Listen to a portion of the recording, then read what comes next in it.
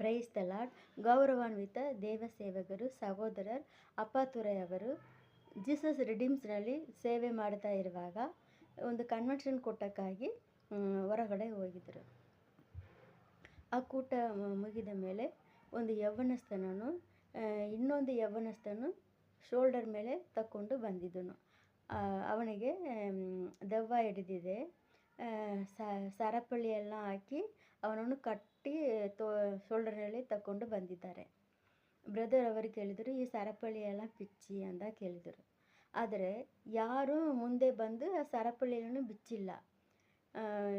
ಯಾಕಂದರೆ ಆ ದೆವ್ವ ಹಿಡಿದಿದೆ, ಈ ಸರಪಳಿಯಲ್ಲಿ ಬಿಚ್ಚಿಬಿಟ್ಟಿದ್ದಾರೆ ಓಡೋಗ್ಬಿಡ್ತಾನೆ, ಮತ್ತೆ ಅವನ ಹಿಡಿಯೋದು ಕಂಟ್ರೋಲ್ ಮಾಡೋದು ಅಂದರೆ ಭಾಳ ಕಷ್ಟ ಅಂತ ಯಾರು ಮುಂದೆ ಬಂದಿಲ್ಲ.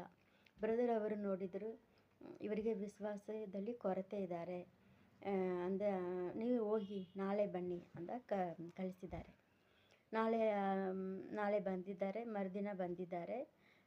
ಈಗ ಈ ಸರಪಳಿ ಬಿಚ್ಚಿ ಅಂತ ಕೇಳುವಾಗ ಈ ಒಬ್ಬರು ಒಂದು ಸರಪಳಿ ಎಲ್ಲ ಬಿಚ್ಚಿದ್ರು. ಆ ಯೌವನಸ್ಥನು ಮುಂದೆ ನಲ್ಲ ಪರಾಕ್ರಮಶಾಲಿ ಅವನು. ಮುಂದೆ ಬಂದು ಹೀಗೆ ಕೈಯನ್ನು ಹೀಗೆ ಕಟ್ಕೊಂಡು ಶಾಂತವಾಗಿ ಅವ್ರ ಮುಂದೆ ಬಂದು ನಿಂತಿದ್ದಾನೆ. ಆಮೇಲೆ ಎಲ್ಲರೂ ಕೇಳಿದರು, ನೆನ್ನೆ ಯಾಕೆ ಇವರೆಲ್ಲ ಏನು ಅಂದ್ಕೊಂಡಿದ್ರು ಅಂದರೆ ಬ್ರದರ್ ಅವರು ನೈಟೆಲ್ಲ ಪ್ರಾರ್ಥನೆ ಮಾಡ್ತಾ ಇರ್ಬೋದು ಅದಕ್ಕೆ ಅಂದ ಇವರಿಗೆ ನಂಬಿಕೆ. ಆದರೆ ಬ್ರದರ್ ಅವರು ಕೇಳಿದರು, ನೆನ್ನೆನೇ ನೀವು ನಂಬಿದರೆ ನೆನ್ನೆನೇ ಬಿಡುಗಡೆ ಸಿಕ್ಕಿರ್ಬೋದು, ನಿಮ್ಮಲ್ಲಿ ಕೊರತೆ ಇತ್ತು ಅಂದ. ನಿಮ್ಮಲ್ಲಿ ವಿಶ್ವಾಸ ಕೊರತೆ ಇತ್ತು, ನೆನ್ನೆನೇ ನೀವು ನಂಬಿಕೆಯಿಂದ ಬಿಚ್ಚಿದರೆ ನೆನ್ನೆನೇ ಬಿಡುಗಡೆ ಆಗಿತ್ತು ಅಂದ ಬ್ರದರ್ ಅವರು ಕೇಳಿದರು. ದೇವರ ವಾಕ್ಯ ಹೀಗೆ ಕೇಳ್ತಾ ಇದೆ, ಮಾರ್ಕ್ ಚಾಪ್ಟರ್ 9:23. ನೀ ವಿಶ್ವಾಸಿಕೆ ಕೂಡುಮಾனால் ಆಗುಂ, ನಂಬುವವನಿಗೆ ಎಲ್ಲ ಆಗುತ್ತೆ. ನೀವು ನಂಬಿದರೆ ಆಗುತ್ತೆ. ಆ ಪದ ಕನ್ನಡದಲ್ಲಿ ಕೊಡಲ್ಪಟ್ಟಿಲ್ಲ.